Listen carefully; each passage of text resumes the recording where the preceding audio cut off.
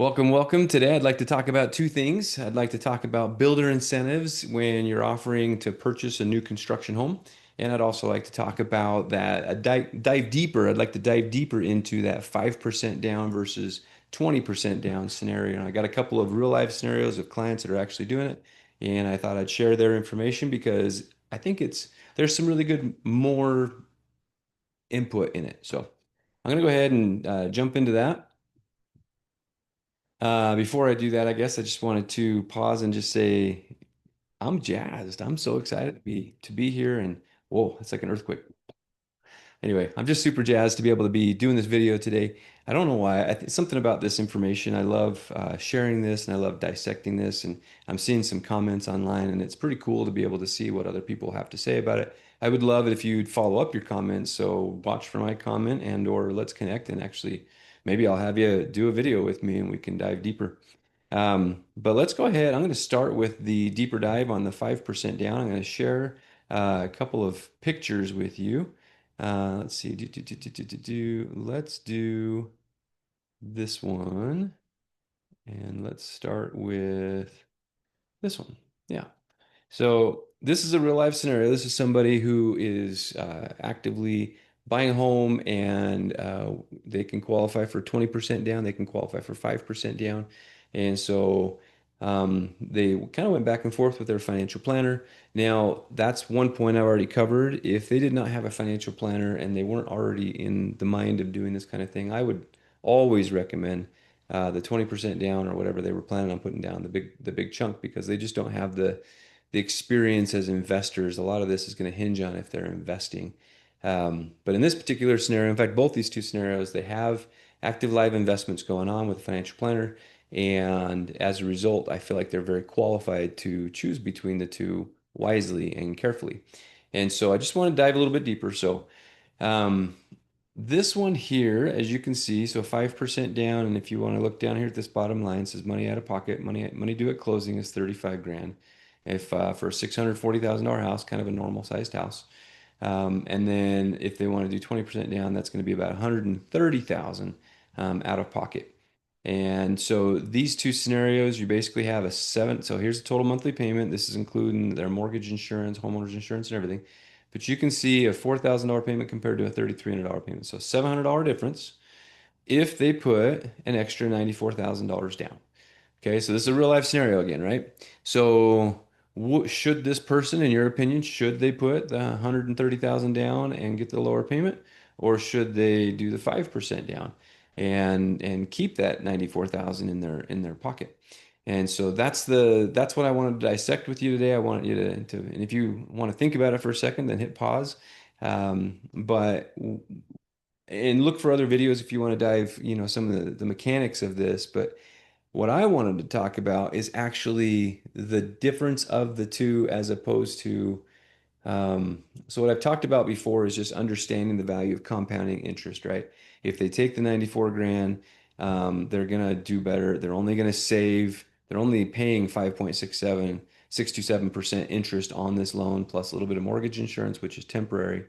They're only going to be paying that, plus it's tax deductible, plus they're amortizing, blah, blah, blah. So it's just, I've argued in the past that this is just, it's too easy to earn a higher interest rate than this if they take that 94,000 and put it into an investment. That's the argument that I've made in the past. That's not what I'm hashing out today. Today, I wanted to talk specifically about this decision between 5 and 20. If we're talking 20 and 30, 20 and 50% down, everything I've said before, I'm going to stand by pretty strong. But on this scenario, I just wanted to just look specifically on what does she get or he get if they're putting this 94,000 extra down, and how does that equate and compare to investing? Because obviously we have a 5.6% interest rate up here, but a $700 payment, if you break this down, this is a $700 payment and you divide that or multiply that out by the year, right? And so that's going to be about 8,400 bucks a year. If you take that 8,400 bucks and you cross compare it to your 94,000, or you divide it by the 94,000, so $8,400 divided by 94,000, because that's what they're investing down here, right? They're investing 94 grand. If you take those two things and you compare them together, that's going to give an 8.9% value. Now, it's not a fair 100% accurate interest rate kind of comparison, but it could be argued that if somebody's earning less than 8.9% on their investment, then it would be better for them to put this 20% down. And this is part of what I wanted to elaborate on in these two scenarios is I actually agree. I agree with this. It depends on the investor, right? So when I invest in real estate, as an example, my typical rate of return is a minimum of 25%. And an incredible return, but the investment's a highly illiquid investment. I've also I work in real estate and I'm investing in real estate, so I'm not a very diversified investor. So not always the safest choice. But if somebody's earning 20+% all day, every year, in and out, it's still going to make more sense for them, especially if their investments aren't very liquid, to just leave the investments and let them grow because the difference between 5% down and 20 is that 94,000 and it's only an 8.9% value, if you will, call it a rate if you want, but it's only an 8.9%. If they're earning 20%, they should probably just leave it alone and just put the five down. This is a real life scenario that I did a few years back. Pre-approved a real estate investor also, and 20% down, and that was the plan. And he was building himself a house. And then when we got closer to it, and we were like, okay, now it's go time. Let's make this decision. And he called me up. He's like, I want to put 20% down. I'm like, okay, here you go. But then as we were looking at it a little bit closer, I showed him the 5% down, and he's like, wait a second. If I only need to put 35 down, so that gives me another 94,000. These are almost his same numbers exactly, by the way. So it's really cool. Um, that 94,000 I could buy a duplex with, and I'm definitely going to be earning over 20% rate of return. And so that's what he chose to do. And that's what I would recommend somebody choose to do if they're earning that kind of rate. Now, if somebody's just got some, simple, investments in the markets and they're getting 7, 8%, it makes more sense for them to put the 20% down and save a little bit more on the house. Okay. So that's kind of one thing that I wanted to dive into. Let me show you the other scenario. This one's way more dramatic. This isn't something a lot of people see every day, but this is for a 1.5 million house. So it's not like crazy huge house. Unfortunately, this is not some giant mansion like it was maybe 10, 20 years ago. This is just a decent sized house in a decent neighborhood. But as you can see, we've got 10% down, 20% down, and 30% down. And look at the rate difference. So this particular client has some issues so his credit history is great, his job history is great, everything like that's great. Kind of. He's got a little hitch in there that kind of takes out a bunch of good investors. And by investors, I mean banks and credit unions and lenders. But it takes them out off of the table. And so the ones that he can shop with at 10% down, they really don't like 10% down, so they're going to charge an 8% rate unless he pays points and buys it down. But you can see by putting a little bit more down, so go from 10% to 20. Now 10 is the minimum. When you're doing bigger stuff like this and the loan amount's going to be over 1 million, you're over 830,000 really, you're going to be minimum 10% down. So this is the minimum, if you will.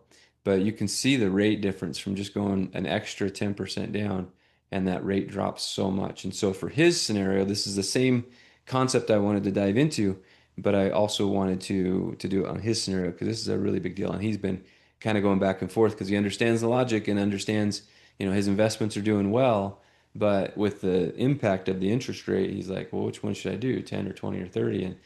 And so let's do the easy one first. If you notice the rate on the 20 and 30 is almost identical. So he's not really saving anything other than just this interest rate. And in his particular case, he's a big money earner. He's in the 42% tax bracket roughly between the federal and the state. And so for him, his net interest rate, if he's got a 6.5, his net interest rate is in the fours. Again, tax benefits. I went through that in a previous video. Feel free to find it. Um, but the impact from here to here, he's only really saving 4.5%. So it does not make sense for him to do 30, and that was one of his questions. So we figured that out, and we're able to basically get rid of that one. But look at this one. What's the impact of this one? So if you come down here, it's basically an extra $150,000, which makes sense because it's 10% of a 1.5 mil. So that's an extra $150,000 out of pocket. That's going to reduce his monthly payment by 2,352 bucks. And if you take 2,352, multiply it out by the year, you're going to be at $28,224 that he will save. And if you cross compare that 28,224 by $150,000, aka you divide 28,000 by 150,000, that's going to give a 19% rate of return. Now, it's not an exact rate of return. It's not a total investment kind of like that. You can't exactly, it's not compounding or anything, but he's basically gonna get 19% benefit by putting that extra 10% down. So what do you think he should do? Should he invest and get 10% and only put the 10% down and invest 150 grand? But or he should put the 20% down, get an immediate effective 19% benefit from it, as if he's investing at 19% and take that money out of his investment. So anyway, I think the numbers probably speak for themselves, but in the other videos I've talked about, I've mentioned the value of having the cash on hand. $150,000 cash on hand is really good. If that was all of his cash, I probably still recommend he goes with the 10, but where this guy has several $100,000 basically in savings after this is closed, then he's in a really safe place to be able to put that full 330,000 down and to be able to lock in that essentially a 19% rate of return for that extra 150 grand. So there are those scenarios I kind of wanted to go through. Oh man. Um, yeah, just so glad I got the chance to kind of go through that and share that. It's kind of like level two, level three stuff when you get into this, um, 5% down versus 20% down. So now I'm going to go ahead and transition. I'm going to transition to talking about builder incentives. This is what I'm going to finish with. Um, Builder incentives, man, it's what an interesting. So if you're buying a house and you want to go new construction, there's a lot of different builders out there. If you're going to work with one of those builders, in most cases, they're going to do a couple things. They're going to offer you an incentive if you use their preferred lender, and they're going to require you to apply with that same preferred lender, even to get under contract. So they can't require you to close with that preferred lender. That's not allowed, but they can require you to close with that preferred lender if you want the incentive. So they can't require you to work with the lender, in order to close and buy a house. That's against the law. But they can definitely hold their incentive hostage. So I just wanted to kind of speak to that for a little bit. A lot of people call me up. A lot of people like to work with us, and they get, they're our clients, and then they go and look at a new construction house, and they're presented this, and they're kind of caught a little bit like, what do I do? And so I just wanted to kind of speak to that. And so there's a few different scenarios. I'm going to pick mostly just big builders for now. So like a D.R. Horton, a Lennar, a Richmond American, a Ivory Homes, if you're here in Utah. Um, any of those kinds of builders, you're buying a finished house. You're not involved in the construction hardly at all. You probably will go to a design center and pick some colors out, maybe a few variations of the home itself. But otherwise, you're buying a finished house, just like you would on any existing home. Of course, it's not an existing home, it's new construction, so the lot and everything is all raw, brand new landscaping at times, unfinished basements a lot of times. Anyway, I'm not going to get into all that. I'm just going to talk about the lending side. So we have one right now we're looking at with one of the big builders, and they're offering a $5,000 incentive if you close with their preferred lender. Now, you got to take a couple things into consideration with this particular scenario. So D.R. Horton, Lennar, and Richmond American, I mentioned all three of them. And all three of them own their preferred lender. So that preferred lender is literally a subsidiary of the builder. So before we get into numbers and stuff, you got to stop and think, who is the lender working for? Are they working for you or are they working for the builder? And you got to remember that, because if they're helping you, you got to always remember that they're not actually working for you. They're working for the builder. You're the builder's customer, and what the builder wants you to have is what they're going to make sure you have. So always remember that. Another angle, an important perspective. So if they're offering a $5,000 incentive, the question that you want to start with is if there was no incentive, would you want to work with that builder? Are they offering, or not builder, sorry, with that lender? Is that lender a competitive enough lender for you to want to work with them? And so make sure you investigate them. Don't just go, oh, hey, look, incentive, right? Don't just be blinded by that. Make sure you talk to them. Are they easy to reach? Do they have competitive pricing and all that kind of stuff? Now, pricing is a hard one.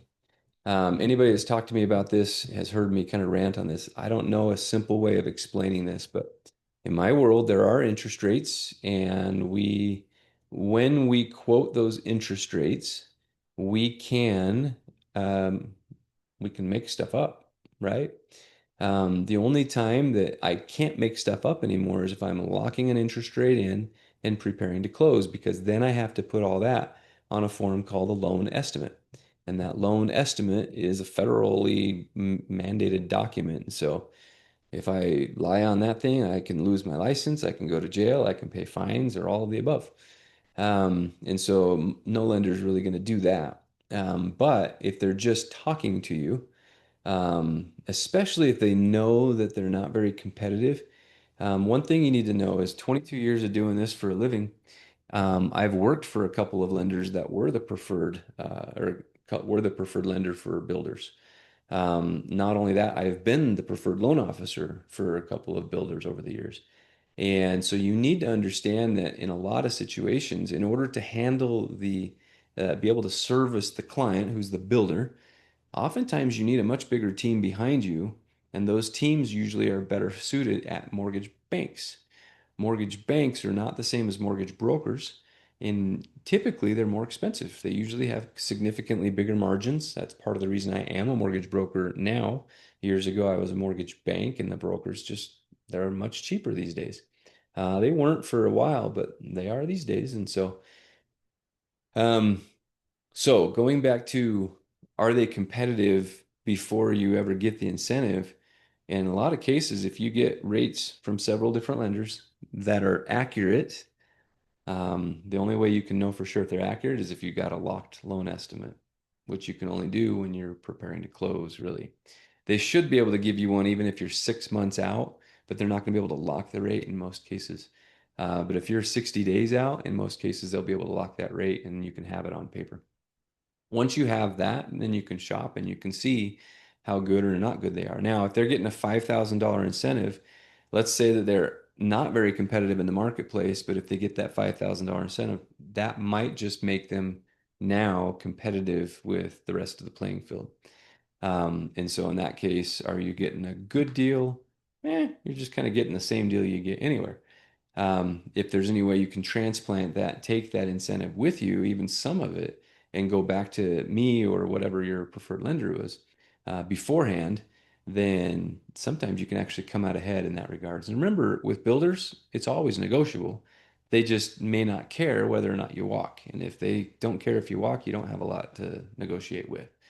Um, I explained this to somebody yesterday that was looking at houses, using one of the big builders again as an example. I had one, this has been a couple years now, but I had one where I had two different clients into the same neighborhood at the same time. One of them went in and they were able to there was an incentive for $20,000 if you use the preferred lender. They offered $20,000 and they offered to get that $20,000 incentive for their lender, which was me, and the builder accepted it and didn't really push back or anything, and so that was cool. The exact same time, I have another client that also went in, and that builder was actually the same builder, right? Same subdivision and everything. Offered them I think I was offering at this time a 6.75, and that was like aggressive. And I think that they offered and locked in a 4.75 at the time. There's no way I can compete with that. And how in the world they did it and stuff, maybe I will explain actually, but um, uh, if you called me up and you're like, "Hey Josh, they're offering me a 4.75 and you've got it locked on a loan estimate and I'm sitting at 6.75, I'm not going to feel bad about thank you for including me in the discussion, but I'm not going to blame you one bit for going and getting that. That's a good deal. But I will say that's a perfect example of times when a 2-1 buy down is oftentimes better. When my rates were 6.75, and that was a couple years ago, and we knew they were coming down, I would normally recommend using all that concession into a 3-2-1 or a 2-1 buy down because what that does is it kind of escrows the money. And so, yeah, you don't get the 4.75 permanently fixed, which that was a pretty sweet deal. So I still haven't seen 4.75 30-year fixed much. It's still even a little bit of a stretch to get there. And we have the lowest rates right now that we really had in 3 years. So some scenarios, I'm still going to say run, go get it, right? But in other cases where they're not that competitive, but they're better than me, I would often, if the rates are higher, like a 675, for example, I would recommend the client do a temporary buy down, escrow that money, wait for the rates to come back down, like we've done for a lot of our clients that bought maybe a year ago or 6 to 9 months ago. We went ahead and refinanced them 6 to 8 months later, locking in those lower monthly payments on a lower interest rate, but using the temporary buy down funds to pay all those closing costs. And so it's kind of a cool way of being able to move into the house now with a higher rate, but a temporarily adjusted payment, and then be able to move laterally to lock in a better interest rate permanently down the road. And so even if they do offer bigger incentives, you still want to communicate with us and we can kind of help you make sure you're doing the right strategy that'll work out. Um, I mentioned a moment ago some like this scenario with a 4.75. How did they do something like that? So in 2021, interest rates were crazy low. 2022, they were climbing. By the end of 2022, we'd made it up over 6%. But in the beginning of 2022, we were sitting at, I don't know, something in the fours, 4.25, eventually 4.5, 4.75, and so on. I know DHI did this, that's the lender that DR Horton owns. They started purchasing large pools of money while the rates were still low, knowing and anticipating rates were going to go higher. They just started purchasing as a lender a whole bunch of pools of money that were available to them at 4.25, 4%, 4.75. And then when rates were 5.5, 6, 7%, they were able to turn around and offer the 4 point whatever interest rate still. And the reason they could is because they had those pools of money committed, essentially. It'd be kind of like you taking out a 30-year fixed mortgage in 2021 at 3%, and you could have had your house paid off, but you just took the money out and set it aside. And then you lending that money to somebody else on a mortgage later on at 4%, they're going to be happy to get a 4%, but you're actually making money because you only paid 3 for it. It'd be something kind of similar along those lines, and that's kind of what they did. And some other lenders have done that too. When we have these dips in the rates, then that's a good moment for lenders like that to do that. And again, they work for the builder. The builder wants to sell product, so that happens, okay? Um, okay, kind of turning a page, still talking about builder incentives. Another important perspective to have is builders, they feel like regular sellers, I guess. You walk into a house, you think you want to buy it, you write an offer. So maybe it feels like any other buyer or seller, any other house. But the reality is you need to think about them more a little bit like a store, like an H&M, Kohl's, a Home Depot. And when something comes in and it's fresh, it's hot, it's the attractive outfit on the model, on the mannequin, they're not giving any special deals on that. In fact, it's usually pretty high priced. But it looks good, right? Everybody loves it. It's the new cool trend, and everybody looks at that mannequin and goes and buys an outfit. Um, this is a retailer. At the end of the day, these builders are retailers, and you need to recognize they do the same thing. So they have quote unquote clearance racks. And so this example that I gave of the builder in the same two houses in the same neighborhood, the first one where they gave me the $20,000 incentive and let them work with me, was an example of a house that they just wanted the thing gone. They didn't really care. The other one, they also wanted it gone, but I probably the price was too high or something. And so they felt like they needed to do something quite a bit more and deeper, like cut deeper, and they needed the lender's participation in order to be able to cut that deep. And so both of those houses were essentially on clearance or at least marked down. Hence why they were offering the huge incentives is because they wanted to move. If you go into that same neighborhood, you're going to find some homes with no incentives at all or minimal incentives like a $5,000 or something. So Okay, I think let's see. So what? So moral of the story. Don't be shy about bringing what you've been told back to me and talking to me a bit through. Obviously, this is something I understand well, and if you don't know me well enough yet, then know that I'm going to treat you like family. I'm going to tell you if you should just go do it or if you should still go through us. If I can give you a better quote, I'll give you a better quote. If I can't, I'm not going to. Listen, I've structured my business in a way that I don't give deep discounts because all of my loans are already pretty deeply discounted. It sounds a little cliche, but give me a call, get a price quote, and then call 10 other lenders, and you'll see we're already priced extremely aggressively. And so when somebody comes in and they're looking for deeper discounts, I don't really have the margin to do that. My goal was that I could give the same deal to everyone that my mom would get. I wanted to be able to offer such an incredible deal to everyone because a lot of my clients are friends, some are family members. And I don't want to have to overcharge some stranger so that my family member can get a better deal. That doesn't seem right to me. And so, yeah, we've already basically given a pretty deep discount to start right out of the gate. And so, if I can't do something better than what the builder's doing, then I'm just going to tell you, go take it. And maybe I'll help you structure it so that it's most advantageous for you because the best loan strategy is always better than the lowest rate on the wrong loan. Incentives. What else do I want to cover with incentives? You most likely will have to pre-qualify with their lender. That's just a given. That doesn't mean that you're obligated to them. And honestly, it should be a good experience for you. It should give you some new information that helps you with even if you choose to stay with us. It's going to be good and useful information for you. I encourage shopping around. I don't think that's a problem, but you don't want to shop around up front based on interest rate or closing costs because they're just too easy to manipulate and hide. When you're ready to close, if you're going to do any rate shopping, that's when you can do it because now we can't hide it. Anything else? Incentives 20,000, strategy. I think that's about it, guys. You can tell I should have maybe spent a couple more minutes on my notes for that before this video. Anyway, it's been great hanging out with you guys. It's fun to look and see some of the comments, like I said. So please make those comments. If they're vulgar or disturbed, I guess, then I'll probably try to give you a smiley face back. Maybe you're having a bad day. I don't know, but I'm not so crazy popular online yet that I can't manage my comments. So in the meantime, thanks for tuning in. I hope this was a good way to spend your time and useful. Yeah, remember, if you know somebody that's thinking about any of this stuff, feel free to share this video or maybe a part of this clip with them so that they can go ahead and get this information. Follow us online. You'll see my passions pretty quick. I have a big passion for fiscal literacy.